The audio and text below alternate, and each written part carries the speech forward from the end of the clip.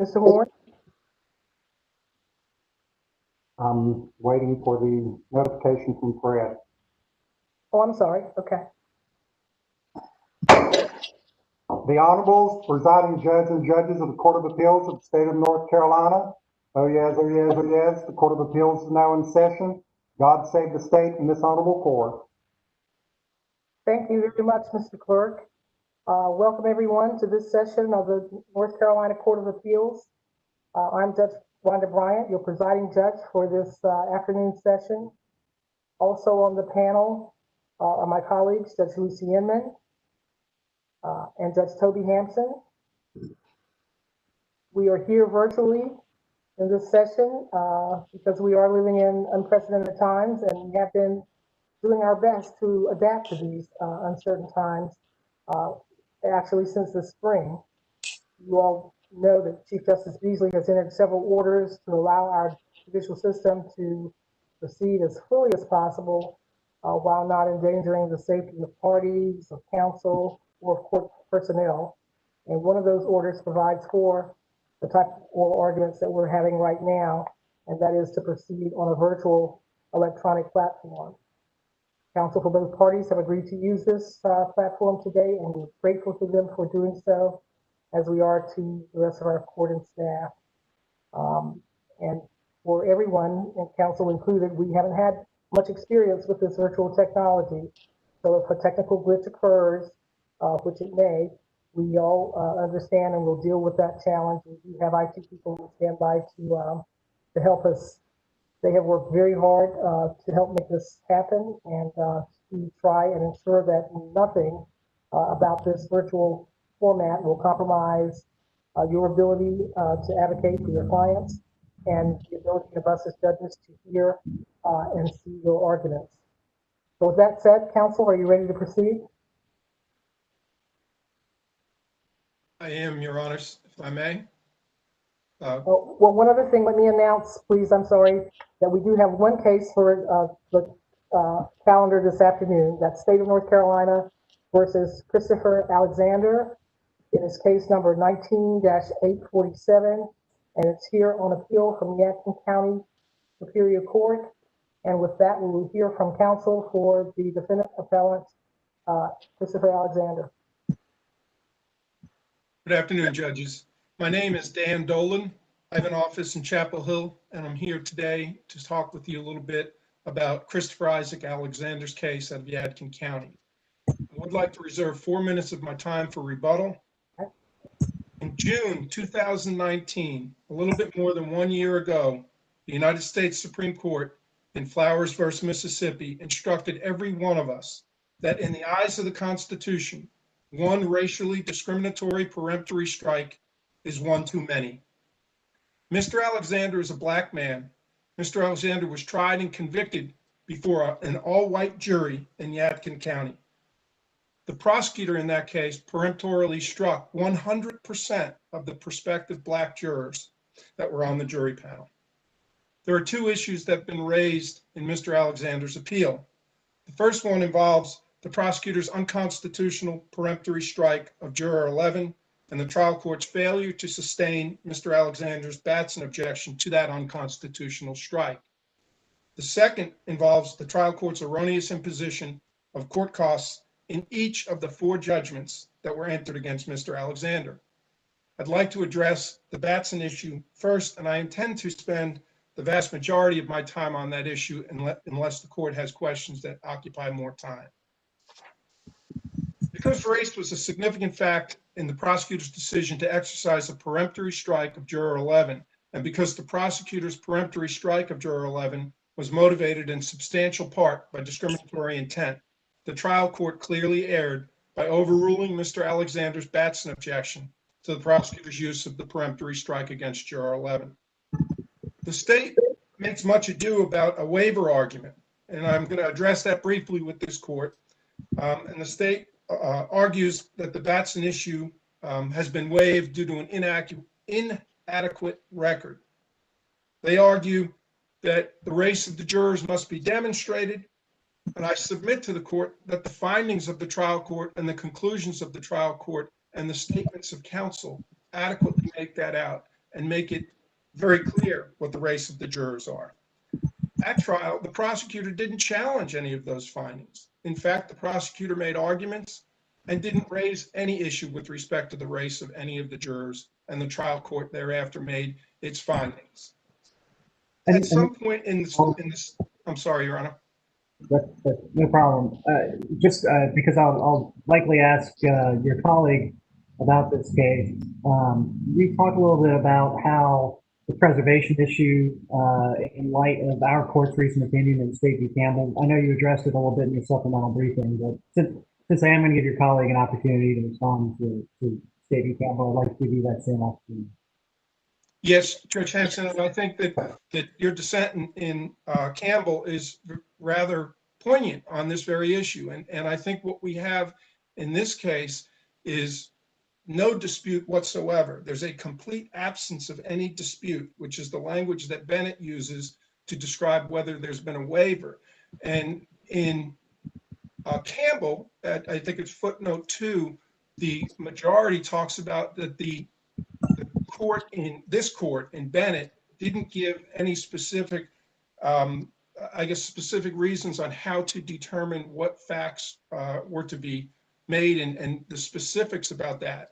And I think that in your dissent, you say that the case should be remanded in Campbell so that more specific findings of fact can be made. And I think that to the extent that this court thinks there are any issues on findings of fact, that a remand may well be appropriate. I don't think that we have to reach that conclusion in this case because I believe that the facts are sufficient to demonstrate that there was a discriminatory strike and that the case should be, that the conviction should be reversed. But I think on the waiver issue, that Bennett is abundantly clear that if there's a complete absence of any dispute amongst counsel for the parties in the trial court as to the racial identity of the persons who were questioned, then that's sufficient. And there is no dispute in this case. And I think what the state argues in its initial brief is something to the effect of that there were only assertions of the race of the prospective jurors based upon subjective impressions of counsel, and they cite several cases. And I think that Bennett and Campbell address that issue and say that those cases are not the end of the analysis because we can have different methods and forms to reach a conclusion as to whether or not there's a sufficient record. And I would submit in this case, when we look at the trial court's findings and the trial court's conclusions, that adequately represents the race of the jurors and the issues that need to be resolved for purposes of this appeal. In addition, the state argues something to the effect of no juror questionnaires were in this case. Again, I would say I don't think that that's a dispositive issue. And I don't know if this goes to what you were speaking of, Judge Hampson, but one aspect of the state's supplemental brief went on to talk about near the end that there was no verbatim transcript and there was no questions of the jurors as to the race. And that seems to be completely despite Campbell, because Campbell actually ruled on that issue because Campbell talked about that there was no verbatim transcript. And notwithstanding the fact that there was no verbatim transcript, and notwithstanding the fact that you dissented from the majority in the majority's opinion to grant no relief, all three judges from this court that heard that case found that that was no bar. So I think that's somewhat somewhat odd that was even raised in the supplemental brief. Yes, Judge. Mr. Dolan, sorry for the crude way to show that, but I figure it's the easiest way for you to see that I have a question. I want to move past this part of your argument and go back to something you said just a minute ago, which was that you don't believe that the appropriate relief here would be remand because you believe the facts are sufficient to demonstrate that there was a discriminatory strike. And I want to ask you to differentiate between the trial court's duty to weigh the evidence and find facts and this court's role, because what I hear in your alternative argument is that the trial court didn't explain why it reached this decision. It didn't do a comparison between juror 11, Mr. Robinson, and this other juror who had a drug charge. So how can you have it both ways? That the trial court didn't make enough findings, but that we, as an appellate court, should make more factual findings? Because we don't usually do that. No, Your Honor. I guess what my point is I think that on the record, that there was a sufficient basis for the trial court to have sustained the Batson objection. However, alternatively, should this court find that there is not a sufficient record to find that the trial court should have sustained it, then I think remand may well be appropriate for further analysis of the factors that that Hobbs has now recently told our courts to address. And I think that that's a very important point, which is that Hobbs does say, and I think Hobbs' analysis is from a different perspective. Hobbs' analysis is, was there a legal error that had occurred in terms of the manner in which the trial court, or the appellate court for that matter, I guess, reviews the case. And I guess it's actually, I should say the trial court, I take that back. It's the trial court failed, according to Hobbs, to adequately consider and explain its reasoning on different issues. And I think to the extent this court finds that the facts from the trial court in Mr. Alexander's case are insufficient on their own, then when you factor in the additional facts of, and I think they're significant, the prosecutor making the comment about the juror 11 just not being a reasonable citizen. Well, that is quite a comment to be made. And it seemed to be made based upon the allegation that he had no work and he had some lack of memory as to an online college that his wife was attending, and because he had some allegations against him of some prior criminal conduct that it's unclear from the record whether it resulted in a deferred prosecution, but it appears that it did not result in a conviction. And then there was a similarly situated juror who was white and juror 11 was black, but the other juror who was white had a similar situation in terms of criminal allegation, and that juror was passed. But I think that the failure of the trial court to even include in its findings or its conclusions that there was in fact this statement that juror 11 was just not a reasonable citizen, and the failure of the trial court to include in its findings of fact that that the prosecutor didn't want to embarrass juror 11 by continuing to question juror 11 are all facts that are part of the totality of circumstances. When the courts say we're to look at all relevant circumstances when it comes to whether or not there's discriminatory intent in terms of a strike. And I see that there's a question. I do have a question. Thank you very much. And to sort of to Judge Inman's point, with respect to what you're saying about the trial court, its lack of specific findings or its lack of evaluation of evidence that was before it, are you saying that failure to evaluate that evidence in light of the cases that interpret Batson was so significant that was reversible error? Or is the lack of doing so something that should go back for additional findings, vacate and remand for additional findings, or just reversible error and new trial? And I'm sorry, I didn't mean to interrupt, Judge Bryant. I think what my position is with respect to the failure to conduct the findings is that is error. I think that the case law is clear that the failure to make proper findings is error. And I think Campbell even reinforces that, both the majority and the dissent, that there is a need to make specific findings on each step of the analysis that the court reaches. And in this case, the court reached the third step. This was a full hearing on Batson, and the court failed to make those complete findings. So to the extent that the trial court committed error in failing to conduct a proper analysis, I don't think that, I think that is a basis from which this court could say that was error and that should result in a new trial. Now, in light of Hobbs, there's this alternative that I don't think was as prevalent if it had really existed in terms of a legal error. So now, in light of Hobbs, perhaps the alternative remedy is to remand and have further findings on those issues, and then have the trial court make a determination after making findings on those issues, whether that's sufficient to warrant a reversal of the conviction.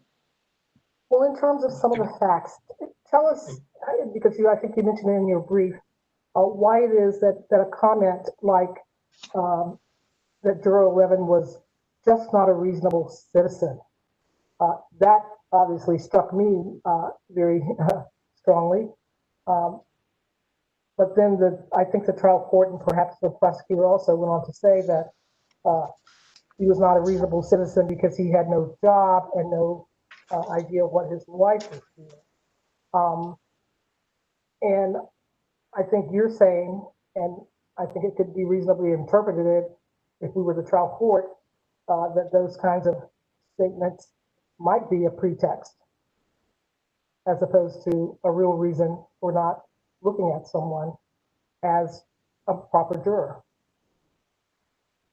Yes, Judge Bryant, I believe that when looked at in the totality, which is what we're required to do in this sort of an analysis, that statement in and of itself is, for lack of a better way of describing it, as Foster did in the Supreme Court, fantastic or implausible.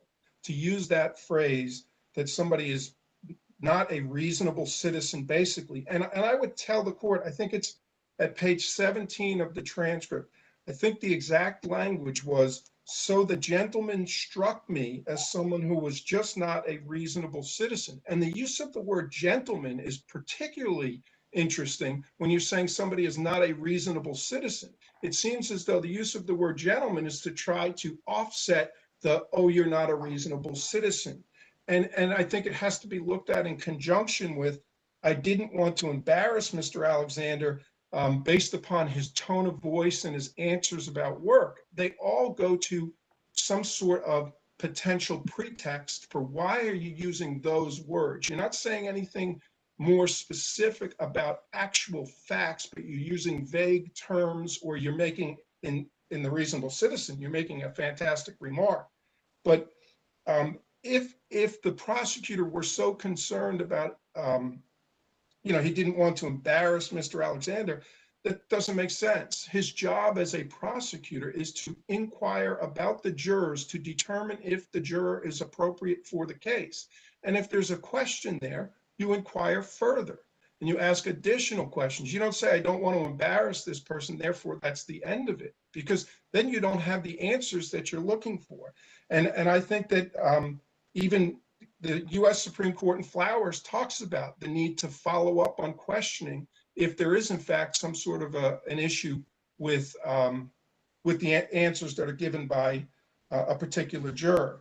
And I think the other thing that's important, Your Honors, is the trial court also failed to include within her findings anything about, when we just talked about tone of voice, anything about defense counsel's argument that tone of voice went to racial stereotypes. Now, I have to, I have to accept that we don't have a verbatim transcript of what was said and how it was said or anything like that. But there certainly is an issue there where the prosecutor says tone of voice led me to think that I didn't want to embarrass this person further because I thought he may have been fired from his job, without asking if he had been fired from his job, apparently, just guessing that. And then the defense attorney saying that goes to racial stereotypes. Yes, Judge Inmino.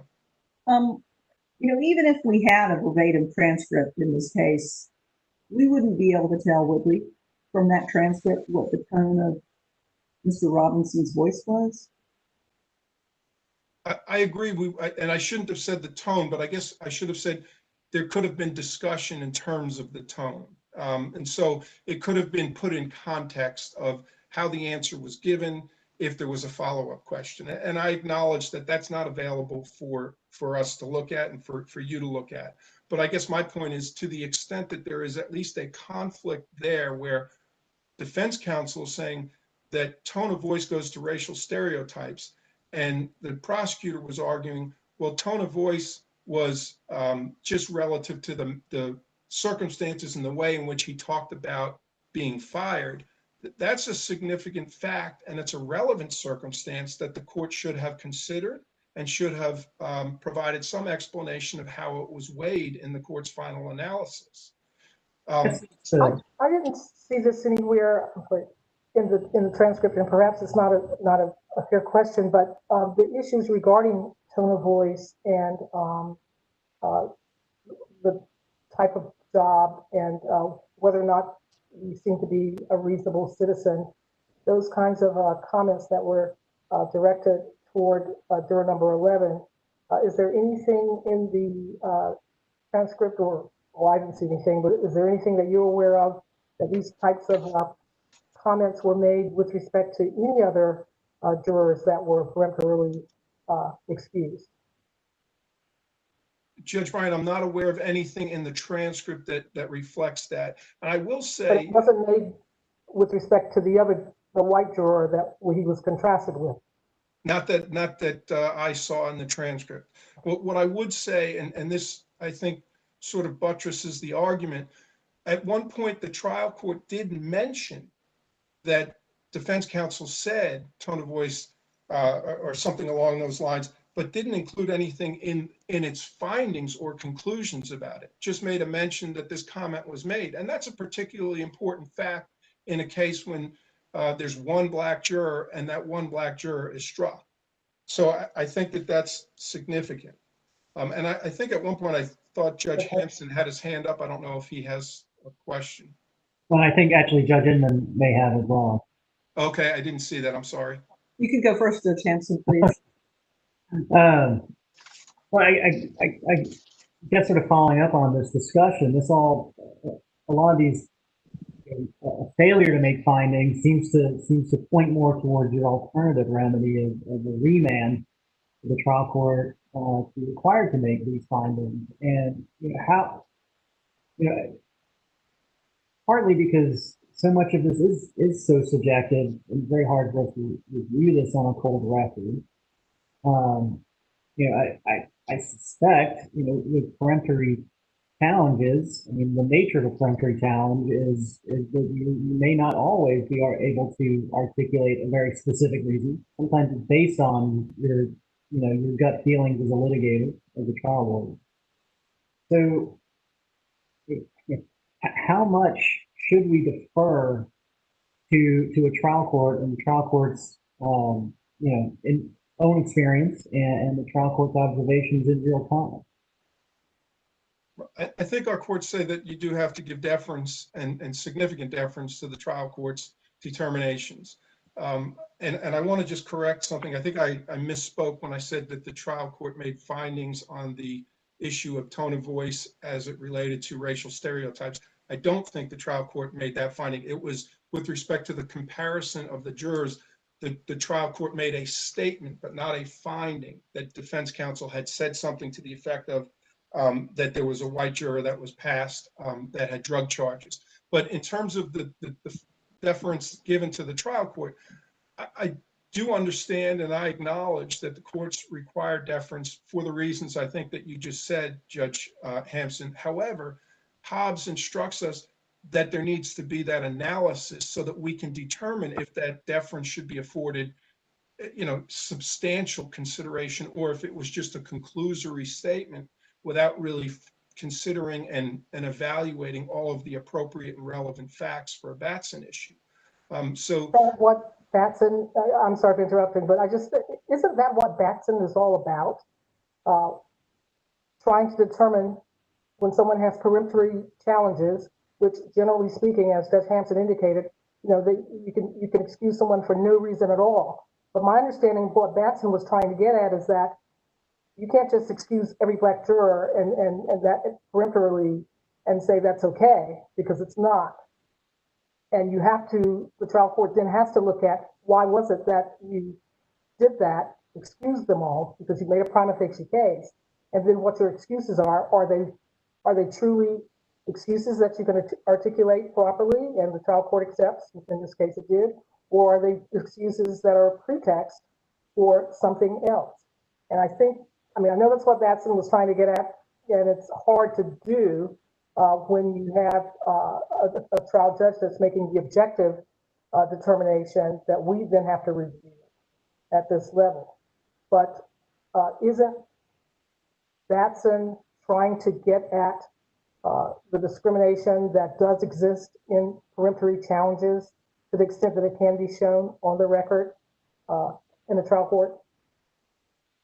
I think without question, that's what Batson is getting to, and the cases since Batson. And I think that if we look at the cases at the U.S. Supreme Court since Batson, and this goes to one of the points that I've been making, there's an analysis that needs to be done more than just that there was purposeful discrimination or it was a pretextual challenge. What the courts have said as recently as 2019 is that it has to be a finding as to whether or not the challenge, the use of that challenge was motivated in substantial part by discriminatory intent, or in Miller L. several years earlier, whether race was a significant factor. And what was really poignant about Miller L. is it said the third stage is the less stringent stage. And that's where I get to what I'm saying. I think with the record that we have, we've satisfied that less stringent stage. But I could, I would say that if the court is not,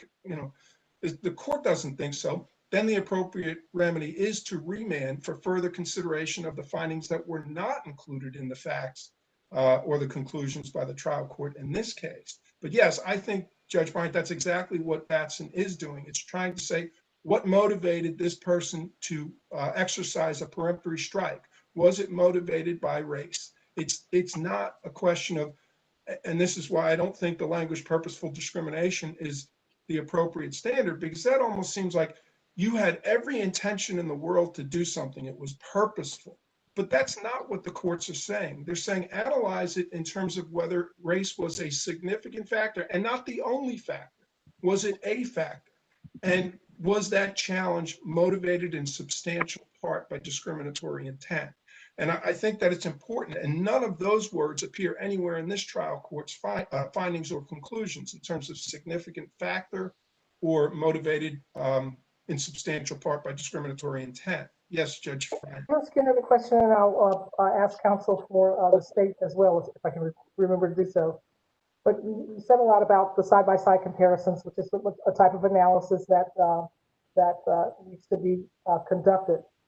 In this case, it doesn't appear that I guess the trial court did do some kind of side-by-side analysis, but we hear a lot about the reasons why juror number 11 was retained, was excused, but not a lot about why the other juror that he was being compared to remained on the panel, on the jury. And so to what extent, I guess my question is, to what extent do you need to do a side-by-side comparison to someone who, for a number of reasons, including not being a basic citizen, perhaps not having a job, or the prosecutor feeling like he doesn't have a job, or those kinds of things, but he also has a deferred prosecution like the other juror. So to what extent do you need to compare the other questions that were asked of juror number X, because I don't recall his number.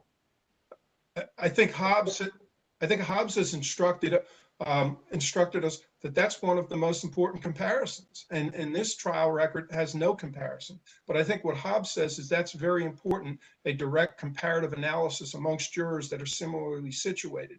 And in this particular case, we have that, and we have the white juror being passed and the black juror being struck. But we have absolutely no explanation in the trial court's findings as to the fact that that even happened. That's the point that I was making before. There was some reference that the court noted that defense counsel made the argument but made no analysis. Yes, Judge Inman. Judge Inman, and we'll give you a couple more minutes, well, not minutes, but yeah, 3 more seconds. Thank you very much. I'll try to be quick about this. you know, we talked about the prosecutor's, you know, choice of language and the indication of some racial discrimination there. Is it necessary for the trial court to find that the prosecutor was consciously trying to take this person off the jury because he was Black? Or is it enough for the trial court to find that these statements by the prosecutor indicate at the very least some implicit bias that the prosecutor's view is motivated by race and the prosecutor doesn't even know it? Does the trial court have to find that the prosecutor did this for the purpose of removing a Black person from the jury? Well, I think that that's the crux of the analysis, is what is the answer to that question? How far does the court have to go? And that's why I think the use of the terms in the recent cases, both in North Carolina and the United States Supreme Court, about significant factor and motivated in substantial part by discriminatory intent are important. Because I don't see any cases that say that a court has to say that this particular prosecutor went out with an intent and deliberately did this. Because it could be that the prosecutor thought a juror was one race, when in fact the juror was a different race, but still exercised the strike to strike that juror because the prosecutor had some discriminatory purpose for the race of the juror that the prosecutor thought they were. And I see my time is almost up, and I would like to reserve a little bit of time, but what I would say to the court is that we're on the verge of change. And the United States Supreme Court, I'm sorry, the North Carolina Supreme Court has recently instructed us in both Hobbs and Bennett on this Batson analysis. And to my knowledge, there's never been a case in North Carolina that has been reversed on for a new trial on Batson. But I would suggest that Mr. Alexander's case mandates the change, mandates that this case be reversed. He's a Black man that was convicted by an all-white jury, and he's now serving an aggregate sentence of 508 to 660 months in prison after being convicted of selling a total of 2.37 grams of cocaine based on 4 separate occasions where he's alleged to have sold to an undercover officer. That's a minimum of 42 years and 4 months to a maximum of 55 years in prison. When you analyze the totality of the circumstance, this case should be reversed or alternatively remanded. I would reserve any time I have. All right, we'll give you 2 minutes on rebuttal. Thank you. Thank you.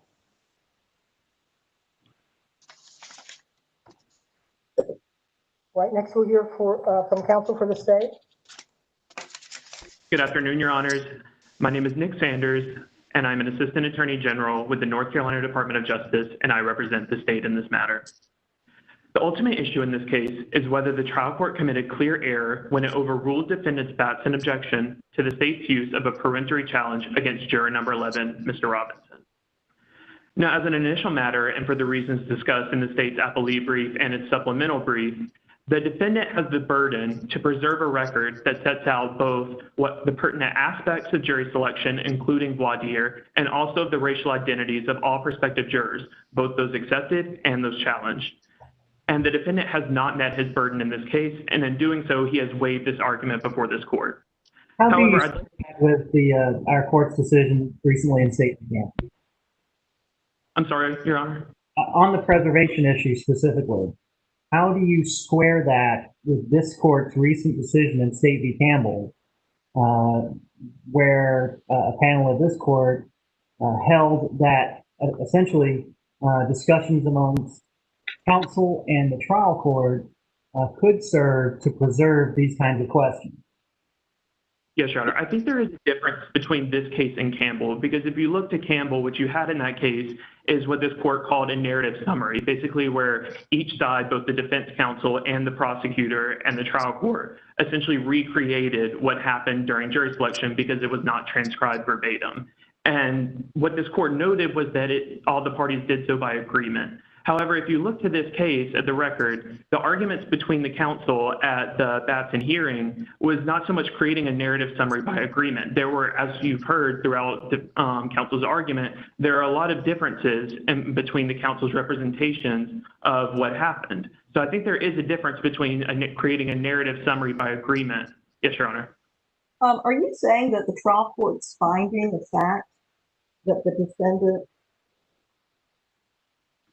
in this case is black is not supported by the evidence?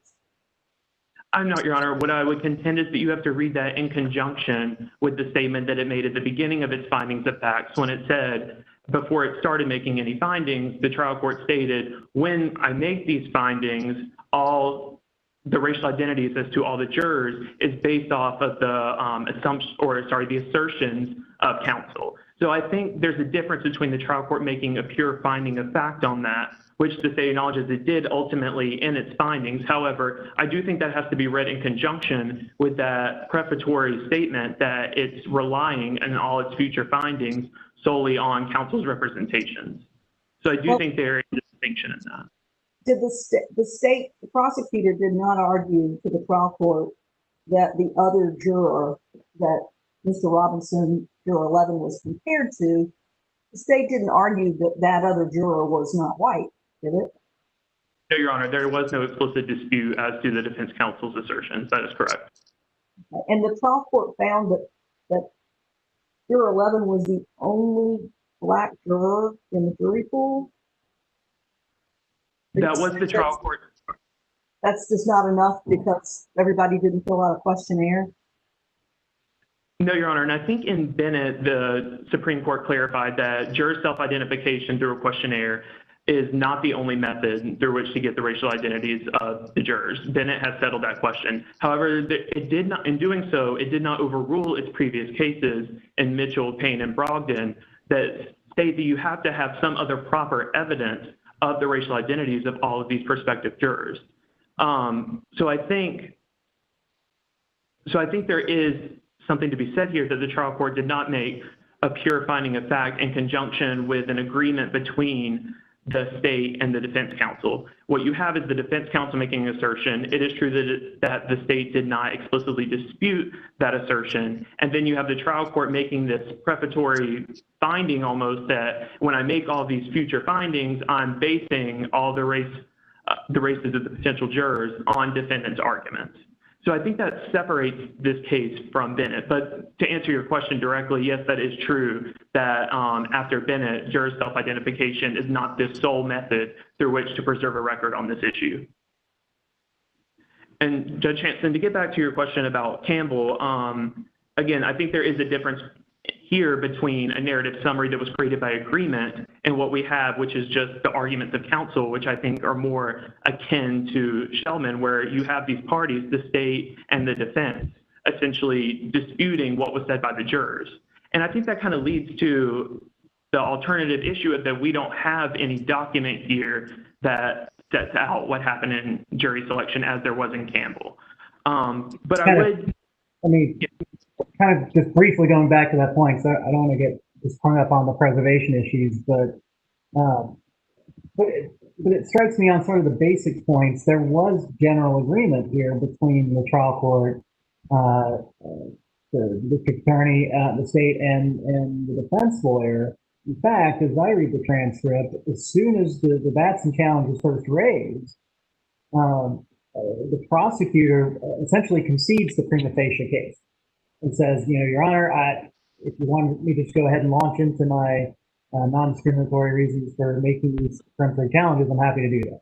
So this seems to me this case is a lot like Campbell in that the basic facts are generally agreed to. It's almost as though it's the inferences that can be drawn or have to be drawn from the prosecutor's reasons for using the peremptory challenge. But those kind of subjective issues are the ones that are squarely at issue in this case. Your Honor, two things to that. I would argue that if you look at the transcript, the state did not concede that it was a prima facie showing of discrimination had been made. What the state volunteered its explanations without being prompted by the trial court.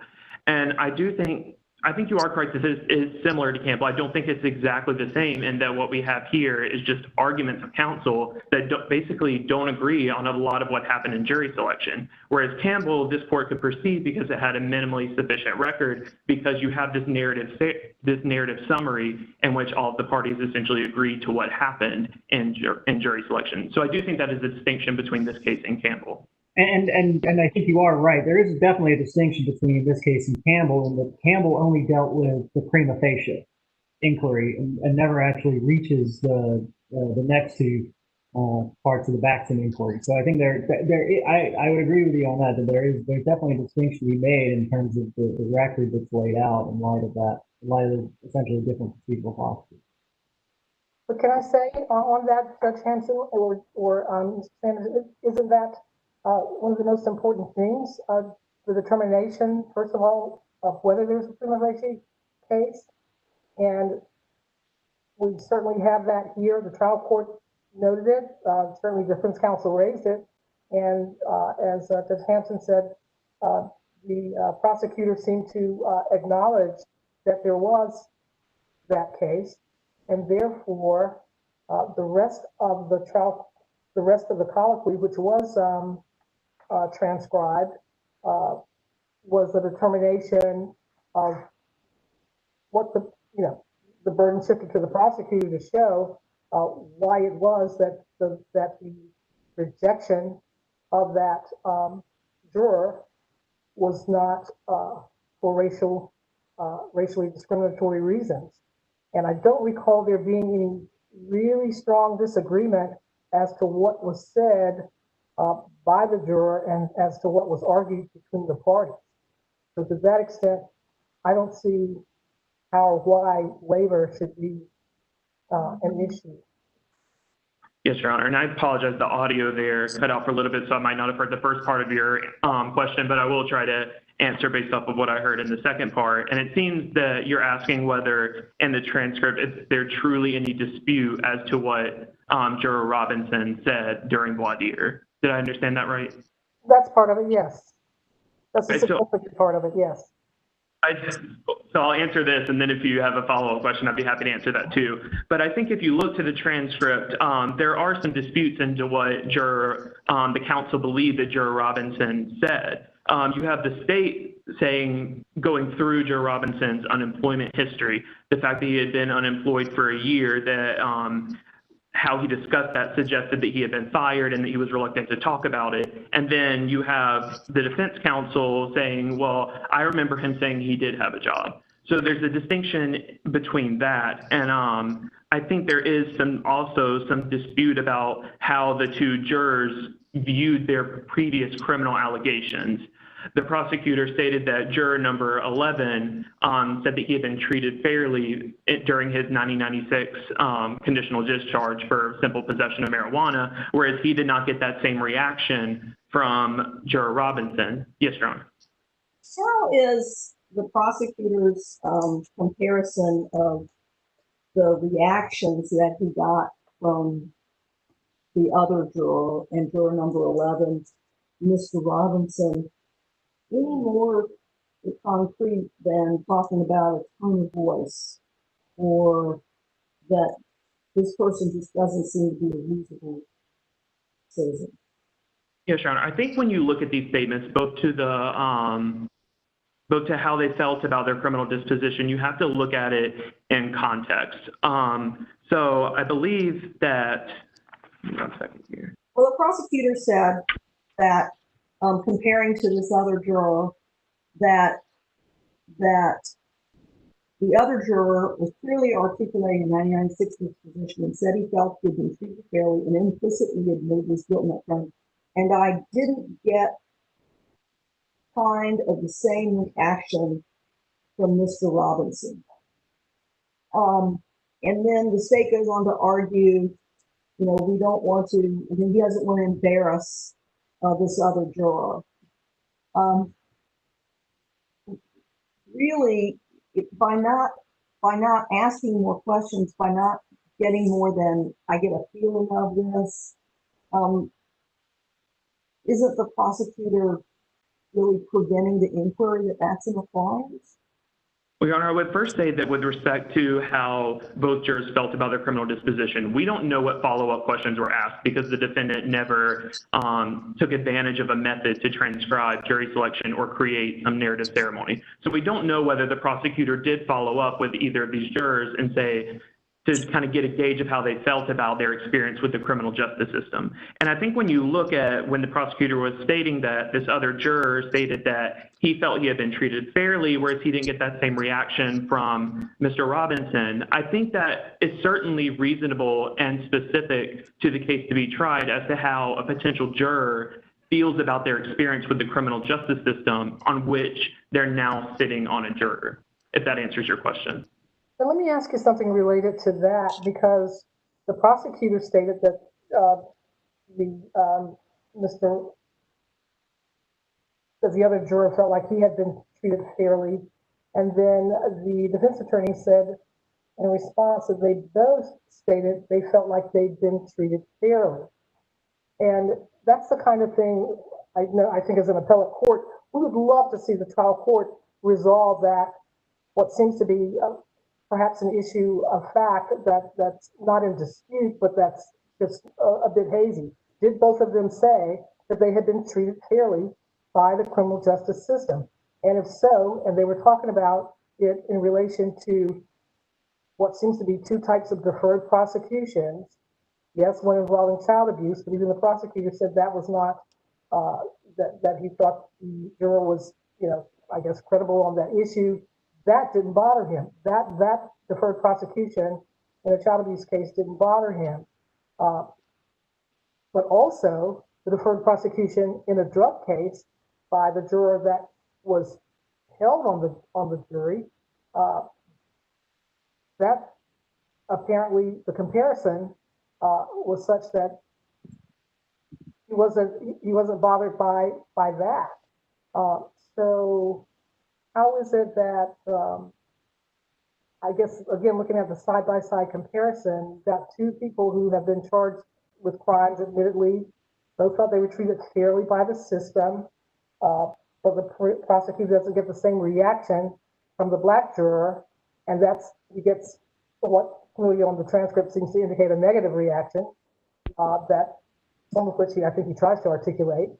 But with the white juror who's there, who has been involved in a drug transaction, which is the subject matter of the case at hand, by the way, he doesn't get that same reaction, or there's nothing in the record to indicate that, and nothing from the trial court's analysis to indicate that the trial court filtered through any of that.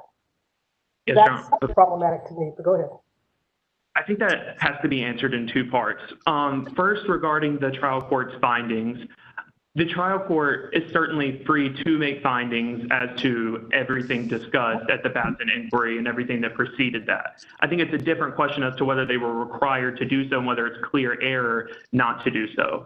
But I think that question jumps over the first question, or not so much question of the fact that all of our cases have said is the defendant's burden to preserve a record, which would allow this court to review the same facts and circumstances as was. Presume we're past that. Presume we're past that, because I think we have discussed that. So presume we're past the waiver issue and answer the substantive issues that we have before us. Sure. So I don't think it was clear error that the trial court did not make specific findings as to all of these issues essentially that the defendant points to, because it appears that he would like the trial court to make a finding with respect to each phrase uttered by the prosecutor when they're speaking all of a sudden in open court. And I don't think that that's certainly not required. The trial court here complied with what this previous, I'm sorry, Judge Inman. Just really quickly, and this hearing with this trial court happened before Hobbs. The trial court did not have the benefit of Hobbs when it was conducting this hearing, but doesn't Hobbs hold that one of the requirements is a comparative analysis? And here, what the trial courts are, here, the trial court, it sort of recites, well, the defendant says this, the state says this, but never says, I've compared these two and I have decided X. I think, and you kind of see this in Campbell, where the trial court has made a conclusory statement. and this court still goes on to see whether that conclusory statement is clear error. With respect to that statement, I do think, and you are correct, that the trial court here did not have the opinion of Hobbs. But I think that what the trial court did find with respect to the comparative juror analysis is still not clearly erroneous even after Hobbs. So essentially in Hobbs, what the trial court did was misapply Miller-L and focus on the distinction between the prosecutor's questioning of two different jurors. And so the Supreme Court sent it back to have the trial court weigh and explain how it weighed the differences in the answers between those two prospective jurors.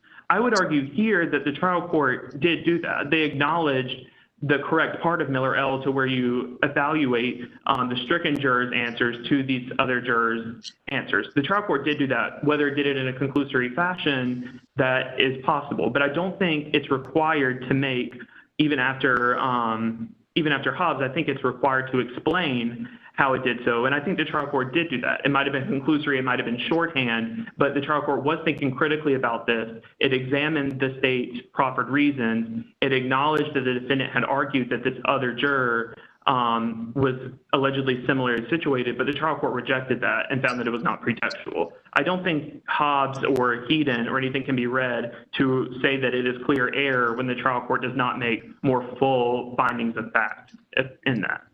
When you jump from, the trial court, from what the evidence was and then what the trial court found in a very conclusory fashion, it says the trial court has to weigh the totality of circumstances. It reminds me a little bit of Fourth Amendment analysis, right? How can we say that the trial court considered the comparison between Mr. Robinson and the other juror when the trial court just says, based upon the consideration of the presentations, taking into account the various arguments, the defendant has not proven purposeful discrimination. Is that really the appropriate standard? And is that sufficient for a finding to support the trial court's conclusion? Well, Your Honor, I would first like to point out that the trial court was making oral findings of fact, so not all of these findings and conclusion will be, the language of these findings and conclusions will not perfectly track our appellate court's cases, which are, of course, written. But I don't think that what we have here in the trial, I'm sorry. I would ask a question. I actually have a question on sort of on that point, and I appreciate your candor. Had the trial court in this case in Alexander reviewed this matter after Hobbs, do you think the findings would have been different? Do you think there would have been more of that comparative analysis that is seems to be pretty essential based on our case law right now? I think that is possible that the trial court, having both Bennett and Hobbs, might have made different oral findings and conclusions. However, I don't think that changes. Probable? I can't. That's possible, but no, seriously, I'm asking you as a lawyer, as an officer of the court, as someone who's been involved in the analysis of these cases, as someone that's advocating for the state and advocating for the rule of law. Do you think it's probable that the trial court would have done anything differently in hindsight?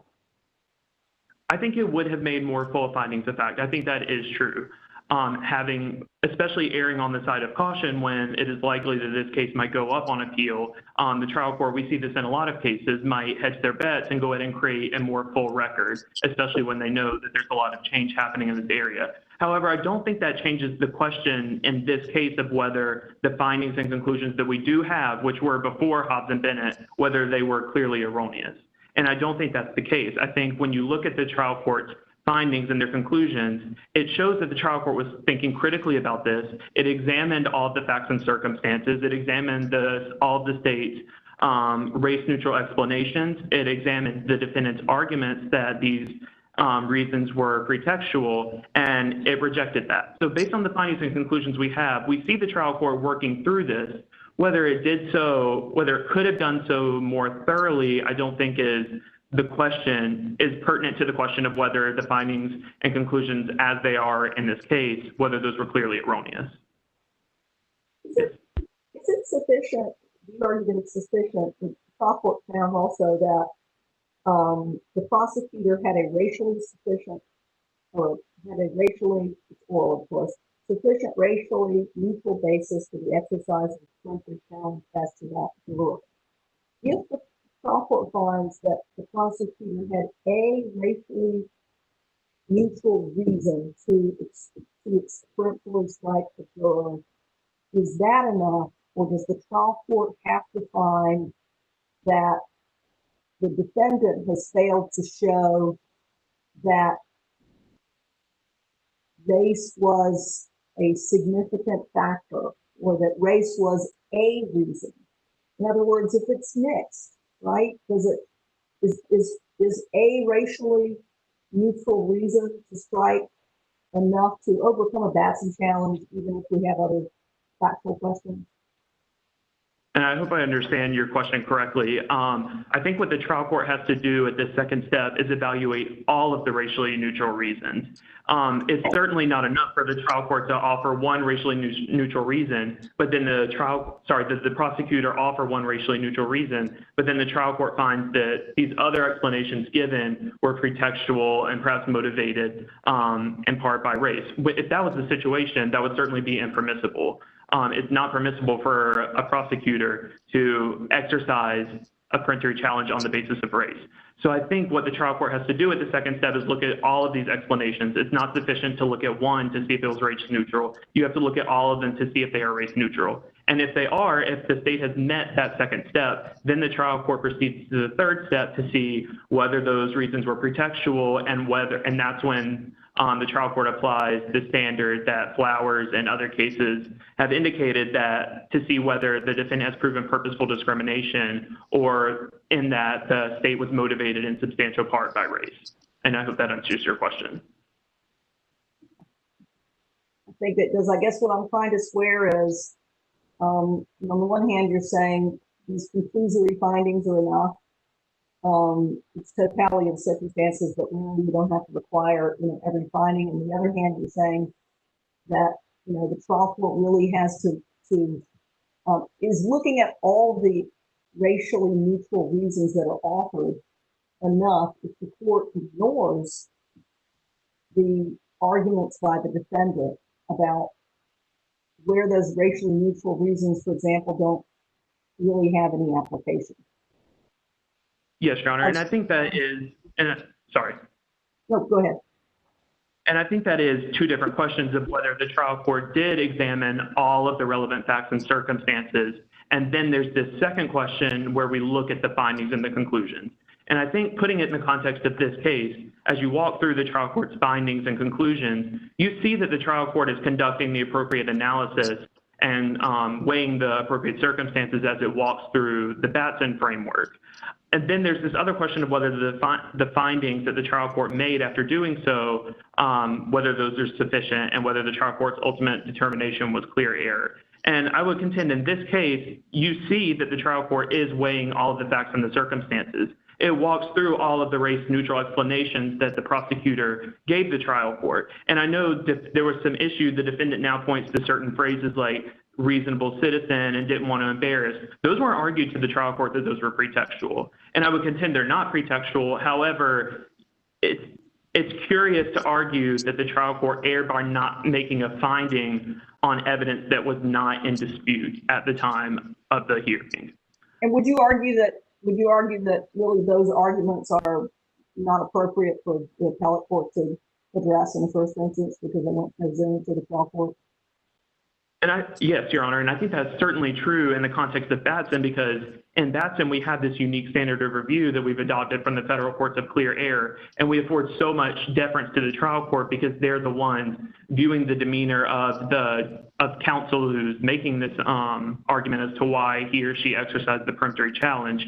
The trial court is the one viewing that firsthand. So I think that is the place to raise these questions of whether one of the prosecutor's statements was pretextual, because then, I'm sorry. Yeah. I was just going to ask, so you think that we have to give total deference pretty much to the trial court's findings, even if we were to think that some statements like he was just not a reasonable citizen, or I didn't feel like that I liked him, or whatever, that if we thought that those could be considered in terms of implausible, fantastical assertions that Chapman says can be considered as pretextual, there's nothing that this appellate court could do. We would simply have to take what the trial court has done.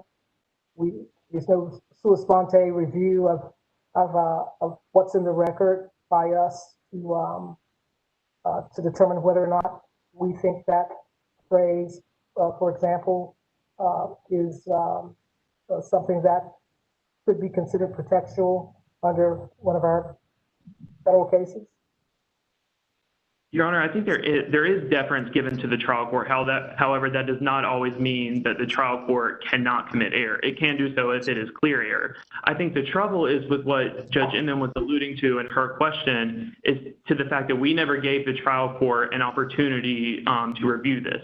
And I think it is difficult on a cold record to isolate this quote about not a reasonable citizen, for example. I think it's easy to isolate that and question it. However, I would caution that this is a cold record, and traditionally, I think Flowers says this, the trial court is typically the one who reviews the facts and the circumstances in the first instance. So I think it should be given the opportunity to weigh whether the prosecutor's explanation is pretextual. I think that is in the wheelhouse of the trial court to be the one to take a first pass at that, if that makes sense. And isn't that sort of level of deference exactly in part why the Hobbs court required findings of fact that explain, particularly in a case like this, where a defendant has no statutory right of complete recordation in a non-capital case. So isn't that why we do need the trial court in that instance to absolutely grapple with these, sort of recreating the record, the same with an unrecorded bench conference, and resolve these questions in a way that can create meaningful appellate review? Isn't that exactly what Hobbs was doing in requiring the trial court to give greater explanations for its decision? Two things to that. First, that is correct that the statute does not require the defendant to request complete recordation of jury selection. That doesn't mean the method isn't there. As you see in Hobbs and in Bennett, the defendant is certainly capable of requesting transcription of jury selection from the outset. And even if they didn't at the outset, there's this other mechanism, as you see in Campbell, where the defense counsel can work with the prosecutor and the trial court, and they can create a narrative summary. The defendant here didn't take advantage of either of those mechanisms. And as far as remanding to the trial court for further findings, I would again, and I'm sorry if I'm repeating myself, I would argue that that skips over the question of whether the findings and the conclusions that we have here are sufficient and whether they are clearly erroneous, which the state would contend that they are not. If that answers your question. Yes, Your Honor. Again, even if we had full recordation, what Judge Hanson is talking about is because we give the trial court such deference, the trial court has it's required that it give a detailed explanation of its reasoning, even if we had a full record.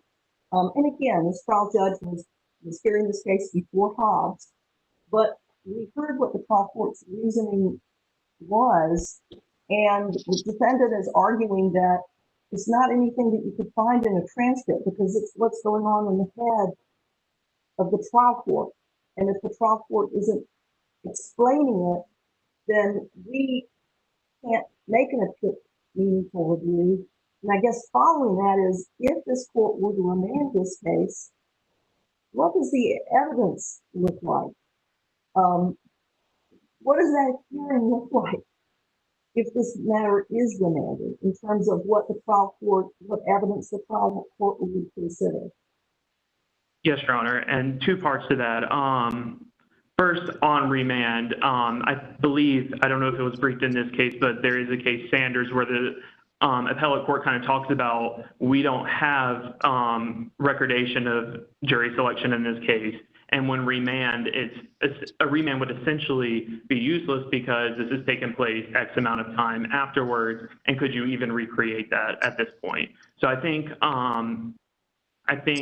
in that case, they precluded remand because there wasn't enough to send it back down, if I'm recalling that case correctly. And then second of all, I do believe if we had complete recordation of jury selection in this case, or at least some kind of narrative summary, that would allow this court to review the trial court's findings and conclusions as they are.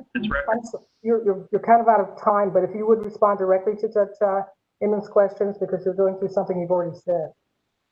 She was asking what would remand look like. I'm sorry, Your Honor. I think she was asking what remand would look like, and you said it was useless. Is there anything else? No, Your Honor, but I would like to briefly respond to the first part of her question and just simply say that if we did have complete recordation of jury selection in this case and we had voir dire, this court could conduct a full appellate review of the trial court's findings of facts and conclusions of law. Because, for example, you could look at the comparative juror analysis. Okay. But we don't have that. Correct. Is there a presumption that we do or could on remand, that we could have a recordation? No, right? To be honest, I don't know what that would look like on remand. I know this court and Sanders kind of talked about the challenges of doing that. Does that answer your question to the extent possible? I think you might want to put it to Mr. Dolan as well. Yeah. Is that? Yeah, I mean, I'm just saying, you going know, over with counsel for the state's time, but if you have other questions that you want him to answer directly, then we'll do that. I'm fine. Sure. Okay. All right. Thank you, Mr. Sanders. Mr. When you have rebuttal, I think you said 2 minutes, but since we went over 3 minutes with counsel for the state, we'll give you 2.5. How's that? Thank you, Judge Bryan. Can you all hear me? Yeah. Okay. I just wanted to first point out the comments about deference. I think it's important, and I think Judge Bryan alluded to this. I think that there is the ability for this court to look beyond the statements and findings of fact to the extent that those findings of fact are not borne out by the record. And I think, or if the state, I should say, if the prosecutor's discriminatory intent is evidenced through other conduct. And I think that's what Foster versus Chapman talks about, which is, there are times when you have to say, yeah, we give deference to the trial court, but there are other things out there that may warrant some other consideration. So I don't think it's just because the trial court makes a finding of fact, that's the end of the question. I think there has to be some additional review. In terms of, what a potential remand, if the court is interested in that question, I think that a starting point is that this case, if it were to be remanded, there could be a requirement that the trial court make appropriate findings of fact on each particular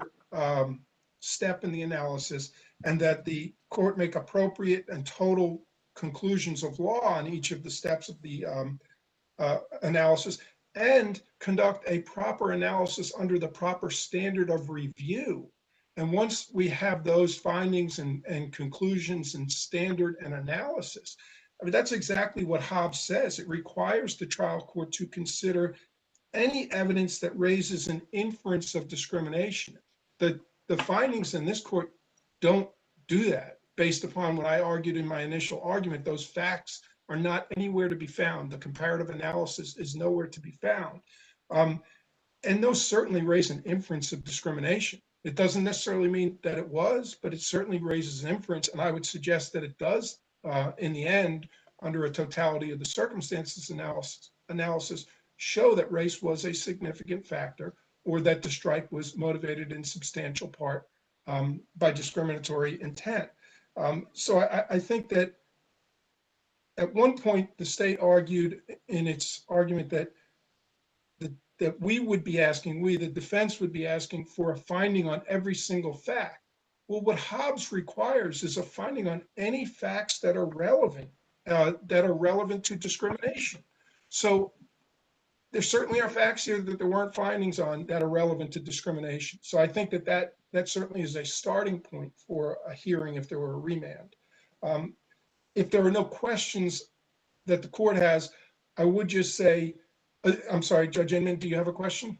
No, it sounds like you're not saying any new evidence would need to be taken by the trial court. This is work that the trial court would be doing. I'm sorry, I couldn't understand the question. Yes, are you saying that on remand, then there would be no reason for the trial court to take any further evidence? That the remand would simply be to the trial court to make further findings? I think that's a starting point. I think evidence should be taken. I think that there should be some consideration of additional evidence. Now, I can't give you support or any case law where I found that to be the case. But what I would say, I think it was Jackson was the case where on a remand, there was some sort of a collaboration amongst the parties and they came up with stipulations. And the court then considered those stipulations on the Batson analysis. So to the extent that the appellate court remanded that case and there was some further evidence, I would suggest, because there was further stipulations that would support the taking of additional evidence on those particular issues, potentially questioning trial counsel as to what their recollections were of the of the particular strikes and the evidence, and then the trial court could make a finding on that, and the trial court could use her own recollection of the events as well. So I think that there could be a broader hearing, and I think that might well be appropriate in a circumstance like this if the court deems that to be. If there's no other questions, the only thing I would say is with respect to argument 2, which I haven't argued, we would ask that you also grant the relief requested in that, which is that the judgments be vacated and the criminal costs only be assessed in one judgment. If there are no other questions. And just for the record, since you did mention argument 2 in rebuttal, I'll just ask the state, you'll stand on your brief with respect to the second issue? Mr. Sanders? Yes, Your Honor, we would stand on our briefs. All right, thank you. Just for the record, I just wanted to clarify that. We thank counsel for your arguments here today. Thank you to the panel for the participation, everyone for helping make this virtual argument here at the Virtual Court of Appeals. Thank you again, Mr. Clerk. I think we can now close court. Thank you, Your Honor. This session of the North Carolina Court of Appeals is now adjourned.